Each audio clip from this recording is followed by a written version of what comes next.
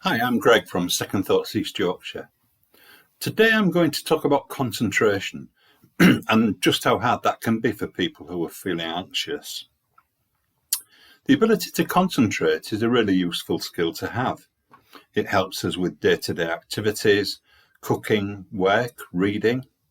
It is, however, sometimes difficult to push other thoughts out of our heads to maintain focus on the task at hand, especially if it's for long periods of time.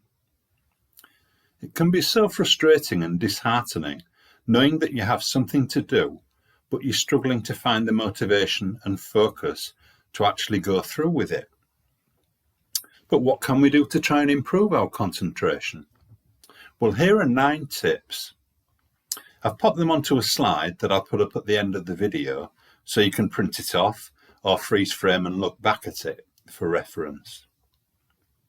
So the following tips are focused on helping to improve concentration, but some of them are also linked to helping increase your motivation because they're very much linked. To be able to keep your concentration, there needs to be a reason behind it, a goal, something you want to achieve. So in terms of finding motivation, the first tip is to try and look at the bigger picture. And that really means reminding yourself of the reason that you are doing the task that you're doing. Instead of looking at the task with dread, look at the end result with the knowledge of how good it will feel to achieve that goal. Look at the positive outcome doing the task will achieve, in other words. The second tip is about space, not as in Star Trek or outer space, but the space which you choose to complete your task in. More specifically, it's about choosing a space which will help you to concentrate on that task more effectively. There's been a significant amount of research done about this subject, particularly comparing spaces where people are, I use the term loosely, but exposed to the natural world compared to spaces that don't. I'll give you an example. If you're working from home on a computer, the chances are if you have a desk near a window with a bit of a view, perhaps you can open the window and get some fresh air.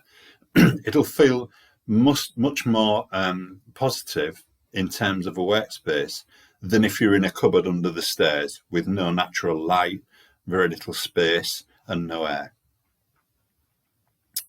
Several pieces of research in this area have found that working in an environment in which you have a contact with the natural world increases creativity and innovation.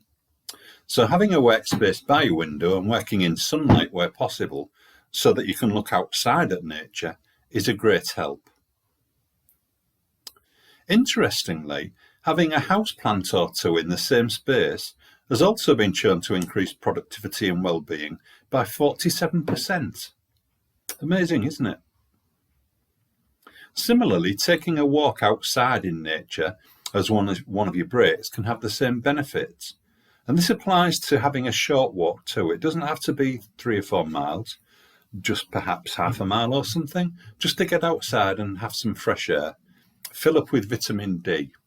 Have a good soak in the sunshine if there is any. But just getting outside and a change of scenery helps. The third tip is about pacing yourself. Taking regular short breaks that are completely different to the task you were completing leaves you feeling refreshed and ready to knuckle down again.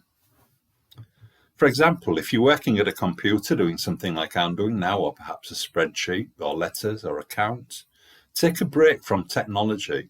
Don't stop doing the accounts and then sit going on social media because you're still glaring at the same screen.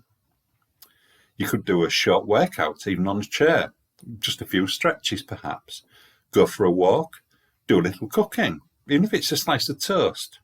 But don't scroll through your phone. Try and escape the screen and escape technology. The fourth tip is about using your sense of smell. Certain smells affect our cognitive performance, how well we are thinking, in other words. Smelling peppermint can increase concentration and focus. Smelling rosemary increases alertness and memory, and smelling lavender when taking a break can increase productivity too. Once again, in some ways, this is linked to being back connected with nature. The fifth tip is about our diet. Having regular meals to maintain blood glucose levels throughout the day means that your energy stays at a good level, so you aren't left feeling lethargic and tired. Many people report having a dip in the daytime in the circadian rhythm, so perhaps mid-afternoon, late afternoon, you may feel a dip, may feel that you're a little bit tired.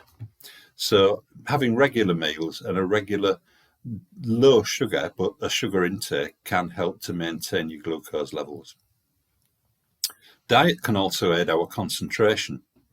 You may have heard in the past that fish is food for the brain. Well, indeed some is, particularly oily fish such as sardines, mackerel, herring, salmon and trout. Eggs, spinach and blueberries are good for improving brain function too. Drinking green tea has been shown to improve performance of long-duration cognitive tasks, in other words, lengthy tasks. Coffee and dark chocolate can make your brain more flexible and resilient, but that needs to be taken in moderation because you don't want too much caffeine, nor do you want too much chocolate in your system, and that would increase your sugar levels. Our sixth tip is about bringing in our other senses, such as hearing and touch. For example, listening to music in the background, ambient music, chewing gum perhaps, or doing something with our hands whilst completing a task can also help concentration, as they help the brain filter out any extrasensory information.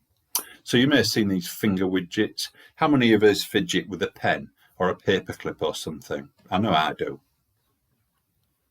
There is a caveat here though. Depending on the type of person that you are, and indeed the task itself, shutting off other sensory input can work better for some than others. For some people, the reverse applies. Having a quiet space to concentrate without distractions works best for them. In these instances, planning a time to concentrate when you are least likely to be interrupted, and indeed telling your family and friends in advance that you don't want to be interrupted during a period of time, can help you to achieve this quiet place and ultimately the results that you were seeking. The seventh tip is to keep your mind exercised, keep your brain exercised. That includes doing things like games, for example, chess, jigsaws, crosswords, or Sudokus, for example. And memory games also that you may find online, there are a lot of them. And they can help train different parts of your brain, giving it a good mental workout. Excuse me. The eighth tip is about mental self-care.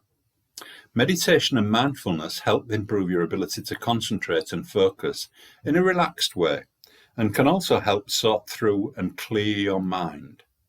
Look at our other videos on this subject for tips on how to do this effectively, particularly the video on mindfulness. The ninth tip is about tiredness. Now, tiredness is one of the main hindrances when you're trying to concentrate, so putting effort into getting a good night's sleep is well worth it. Look for our video on sleep for more tips on how to improve your sleep pattern. I hope you've enjoyed watching the video and take a few tips from it. Please leave us some feedback and let me have any suggestions for subjects that you would like us to cover in future videos. I'd like to thank our volunteer Freya Smithson, who has researched and scripted most of this video. Thank you, Freya. Your support is invaluable. I really do appreciate it. I'll be back soon. In the meantime, take care, stay safe, and good mental health. Look after each other and see you soon. Bye.